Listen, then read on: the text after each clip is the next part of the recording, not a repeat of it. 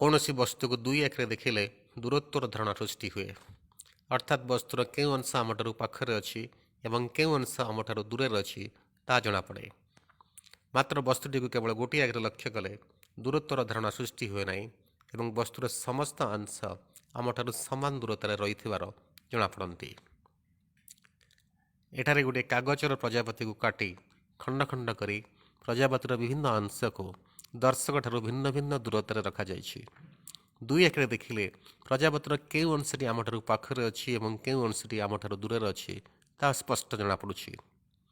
ବର୍ତ୍ତମାନ ପ୍ରଜାପତିର ସେହି ଖଣ୍ଡ ବିଖଣ୍ଡିତ ଅଂଶଗୁଡ଼ିକୁ ଆମେ ଗୋଟିଏ ଆଖିରେ ଲକ୍ଷ୍ୟ କରିବା। ଗୋଟିଏ ଆଖିରେ ଲକ୍ଷ୍ୟ କରିବା ପାଇଁ ପ୍ରକଳ୍ପର ଗୋଟିଏ ପାର୍ଶ୍ୱରେ ଗୋଟିଏ ଛିଦ୍ର ଅଛି।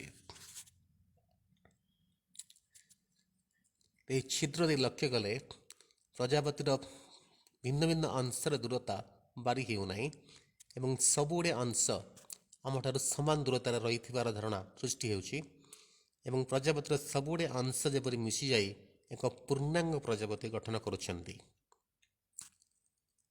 ଏହା ଗୋଟିଏ ଆଖିର ଦୃଶ୍ୟ। ଏହାକୁ ମୋନୋକୁଲାର ଭିଜନ ବୋଲି କହନ୍ତି। ଅନ୍ୟପକ୍ଷରେ ପ୍ରଜାପତିର ସେହି ଖଣ୍ଡ ବିଖଣ୍ଡିତ ଅଂଶଗୁଡ଼ିକୁ ଆମେ ଦୁଇ ଆଖିରେ ଲକ୍ଷ୍ୟ କଲେ ପ୍ରଜାପତିର ବିଭିନ୍ନ ଅଂଶ ଆମଠାରୁ ଭିନ୍ନ ଭିନ୍ନ ଦୂରତାରେ ଅବସ୍ଥାନ କରୁଥିବାର ସ୍ପଷ୍ଟ ଜଣାପଡ଼ୁଛନ୍ତି। ଏହା ଦୁଇ ଆଖିର ଦୃଶ୍ୟ କିମ୍ବା ବାଇନୋକୁଲାର ଭିଜନ। ସୁତରାଂ ଏ ପରୀକ୍ଷାରୁ ଆମେ ଜାଣିଲେ କୌଣସି ବସ୍ତୁକୁ ଦୁଇ ଆଖିରେ ଲକ୍ଷ୍ୟ କଲେ ଦୂରତ୍ୱର ଧାରଣା ଜନ୍ମିଥାଏ। ଅନ୍ୟପକ୍ଷରେ ବସ୍ତୁଟିକୁ କେବଳ ଗୋଟିଏ ଆଖିରେ ଲକ୍ଷ୍ୟ କଲେ ଦୂରତ୍ୱର ଧାରଣା ଜନ୍ମି ନଥାଏ।